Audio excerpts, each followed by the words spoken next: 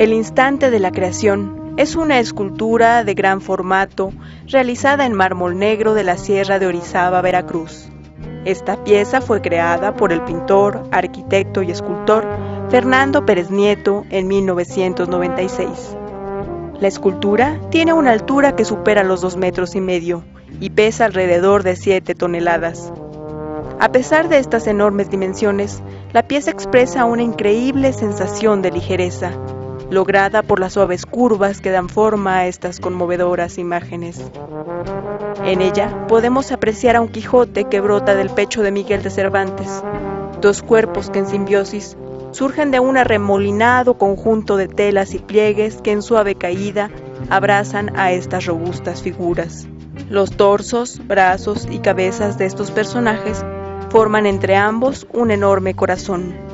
Del lado izquierdo, la cabeza de Don Quijote se recarga sobre el hombro de su creador, mientras que éste se inclina hacia el lado derecho y con su brazo cubre tiernamente a su creación, sosteniendo a la vez la obra escrita.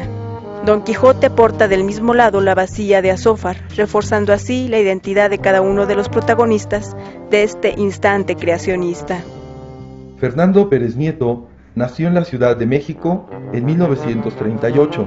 Estudió arquitectura en la UNAM, pintura en el taller del maestro Edgardo Gotland, grabado en la Villa Schifanoia, Florencia, y dibujo en el Gabinetto di Disegno degli Uffizi, también en Florencia. Gozó de un amplio reconocimiento tanto nacional como internacional, siendo acreedor de 10 importantes premios. Presentó alrededor de 90 exposiciones individuales a lo largo de su vida y realizó un gran número de carpetas de temática diversa con su obra gráfica, además de 30 libros publicados en torno a sus creaciones. El artista falleció el 26 de septiembre del 2001, pero su obra perdura entre nosotros.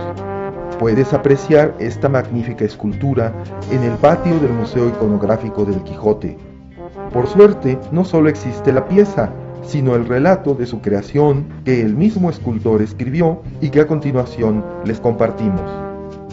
La relación del maestro Fernando Pérez Nieto con el Quijote comenzó 20 años antes de la creación de esta magnífica pieza, cuando decidió hacer su primer viaje de larga duración a la ciudad de Florencia, a donde se llevó como única lectura el libro del ingenioso Hidalgo.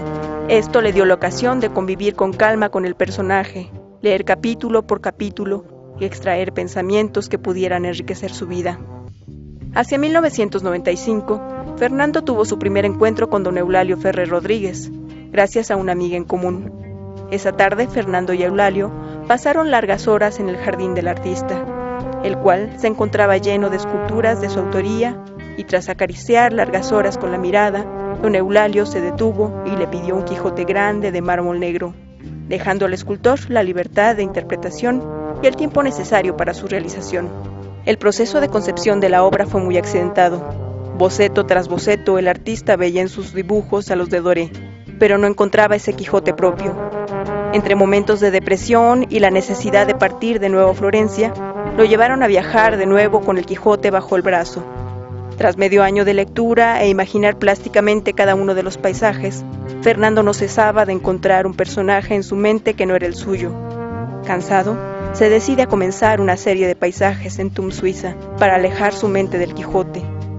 Justo cuando terminaba con la primera placa, el libro que cargaba consigo, Obras completas de Cervantes, cayó por accidente ante sus pies. La brisa voló las páginas del libro, hasta dejarlas abiertas en el prólogo de las novelas ejemplares. Fernando se sentó al pie del enorme nogal a la orilla del lago donde acababa de dibujar unos minutos antes, y comenzó a descubrir el retrato hablado que Cervantes hace sobre sí mismo. Este que veis aquí, de rostro aguileño, de cabello castaño, frente lisa y desembarazada, de alegres ojos y de nariz corva, aunque bien proporcionada, las barbas de plata, que no a 20 años que fueron de oro, los bigotes grandes, la boca pequeña, los dientes menudos, ni crecidos porque no tiene sino 6, y estos mal acondicionados y peor puestos, porque no tienen correspondencia los unos con los otros. El cuerpo entre dos extremos, ni grande ni pequeño, algo cargado de espaldas y no muy ligero de pies, Llámese Miguel de Cervantes Saavedra. Fue soldado muchos años y 5 y medio cautivo, donde aprendió a tener paciencia de las adversidades. Perdió en la batalla naval de Lepanto la mano izquierda de un arcabuzazo, herida que, aunque parece fea, él la tiene por hermosa, por haberla cobrado en la más memorable y alta ocasión que vieron los pasados siglos ni esperan ver los venideros. Fernando, en ese momento, sintió la necesidad de hacer un retrato de Cervantes, y tras el primero salieron cientos más. Por fin había encontrado su propio Cervantes. Tras apasionarse por unos días con la biografía de Cervantes, Fernando decidió hacer un boceto de escultura. Se dirigió a Carrara y compró un pequeño trozo de mármol.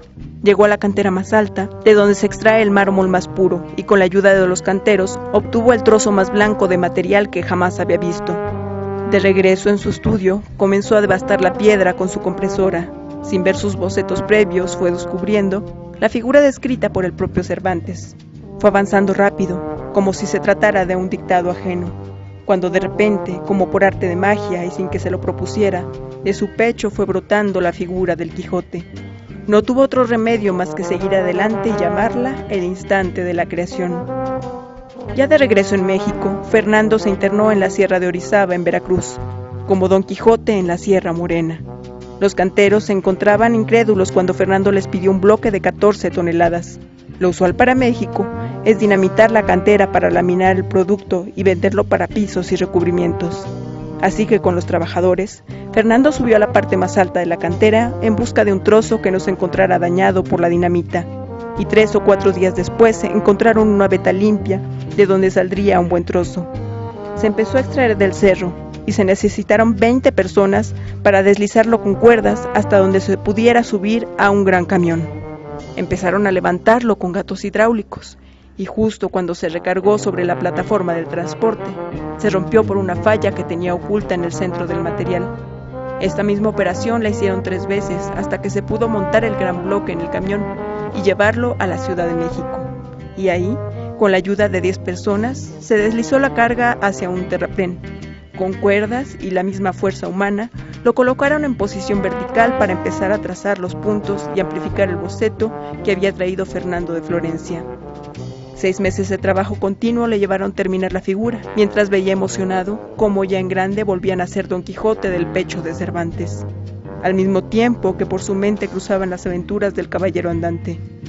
Dedicó un mes más en pulirlo y después lo transportó a Guanajuato. La pieza había perdido la mitad del peso del bloque original y contrató para el movimiento a una firma especializada, que con gran grúa levantó la escultura como una pluma, mientras que Fernando sufría como si el que levantasen fuese su hijo.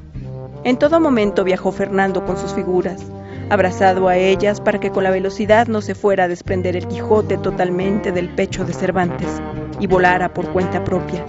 Entraron en la ciudad en la madrugada, parecía un pueblo fantasma, como el momento aquel en que Don Quijote y Sancho entraron en el Toboso para visitar a Dulcinea. El camión apenas cabía en las estrechas calles. Se estacionaron en la puerta del museo, se afianzó el vehículo, se colocaron unos tablones y con ayuda de 10 personas se fue deslizando hasta tenerlo acostado al pie de la puerta sobre grandes vigas de madera con tubos metálicos debajo de ella para que pudiera rodar. Y así, de la misma manera en que se solía acarrear en la época del Quijote, se fue empujando hasta el patio central.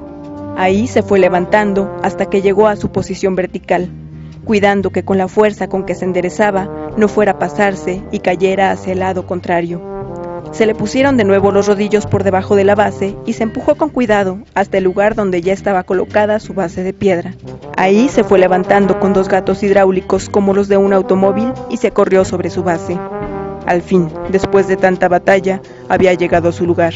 Hasta ese momento, Fernando volvió a respirar. Un año de trabajo y preocupación quedaron atrás.